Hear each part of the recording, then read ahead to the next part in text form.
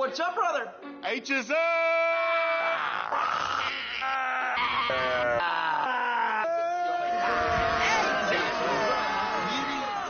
So we're going to drop that schedule?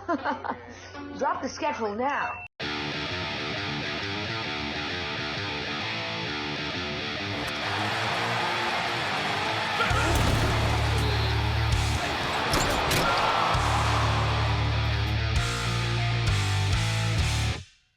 Here's some really quick gut reaction thoughts on every single one of their games.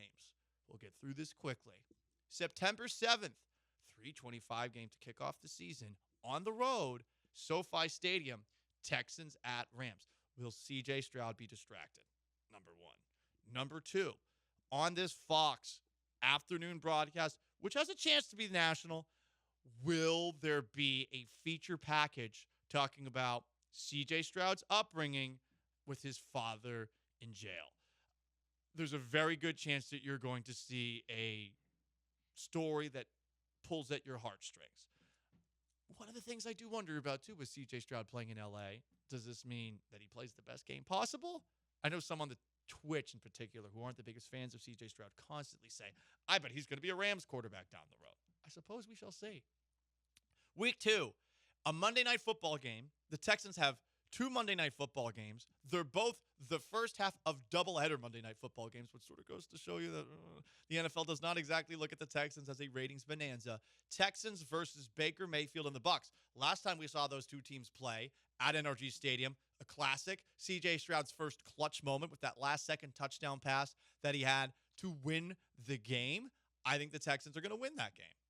That's my thought on that one. Also, I don't think there's any danger of Texans fans being outnumbered by Bucs fans, but there is danger for a 6 p.m. kickoff on a Monday of Texans fans being in their seats on time. So that might be a little bit embarrassing as the cameras are panning around NRG Stadium right before kickoff. Week 3, Texans at Jaguars. Going to be interesting to see how Azeez Al-Shaair is received when he returns to the place where he allegedly, per the people in Jacksonville, tried to murder Trevor Lawrence. I just thought it was unnecessary roughness. They thought it was the worst thing that's ever happened. He will be booed. The Texans will be booed. And I imagine the game will be chippy. Is this new look Jacksonville Jaguars team one of consequence? We will see. I think they're the only threat in the AFC South to the Texans. By the way, the Jaguars released in their schedule release on TikTok a bunch of Sabrina Carpenter explicit positions that she's been in her concerts. She's a singer, for those who don't know, this tiny little blonde singer, strong, powerful, independent woman. And she is famous for, in the midst of her songs while dancing, doing lewd poses.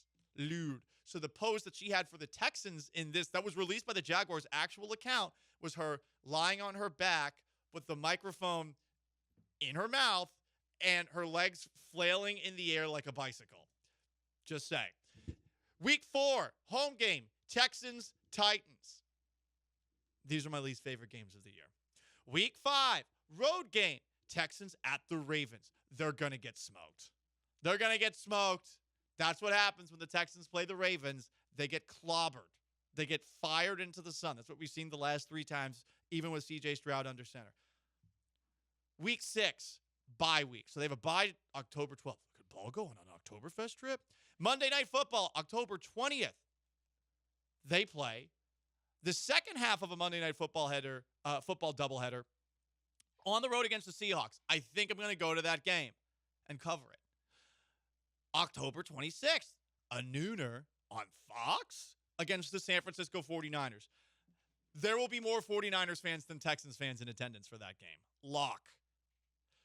A nooner, November 2nd, the next week, against the Broncos on Fox. Once again, there will be more road fans in attendance for that game, just like the last time the Texans hosted the Broncos.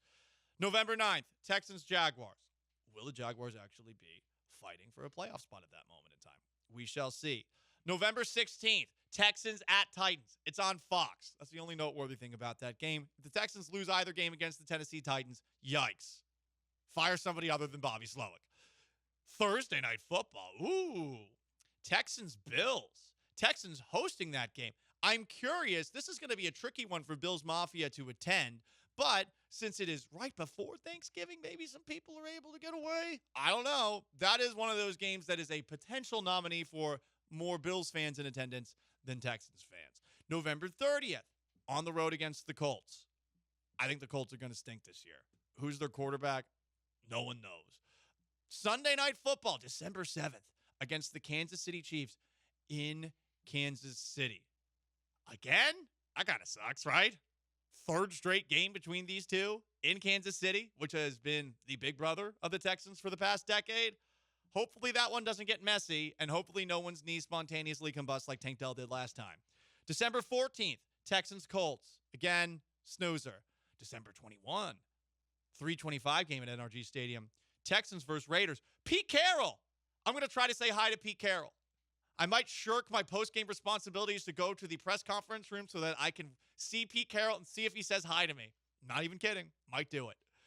Then the last two games, we don't even know when they're going to be played. We don't know a day. We don't know a time. TBD, Texans at Chargers. Playoff rematch. How many fans will actually be in attendance for that game? Period. It's around Christmas time. It's in LA. That actually might be one of the first games of the year where the Texans fans outnumber the opposing fans. And then the last game of the year, home game, Texans-Colts, which is now becoming the end-of-season classic.